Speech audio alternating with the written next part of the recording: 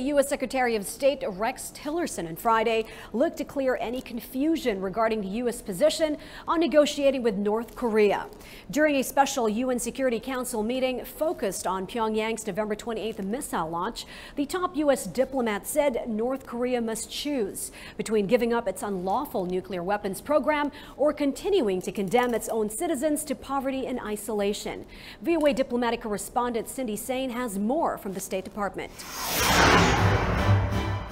Secretary of State Rex Tillerson on Friday appealed to North Korea to reverse course and abandon its dangerous and costly nuclear weapons program and join the community of nations.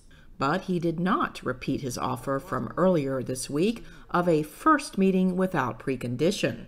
As I said earlier this week, a sustained cessation of North Korea's threatening behavior must occur before talks can begin.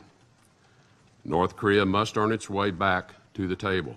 Following Friday's UN Security Council meeting in New York, a reporter asked Tillerson about any perceived discrepancy between his and President Donald Trump's stance on diplomacy versus military action. The president's policy on North Korea is quite clear, and there's no daylight at all between the president's policy and the pursuit of that policy.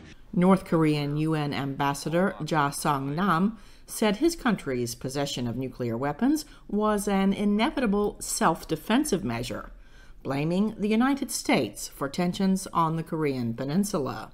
But United Nations Secretary General Antonio Guterres and other speakers called on North Korea to comply with relevant UN resolutions to avoid an accidental escalation. It is time to reestablish and strengthen communication channels, including inter-Korean and military-to-military channels. Guterres said Friday any military action on the Korean peninsula could have devastating and unpredictable consequences.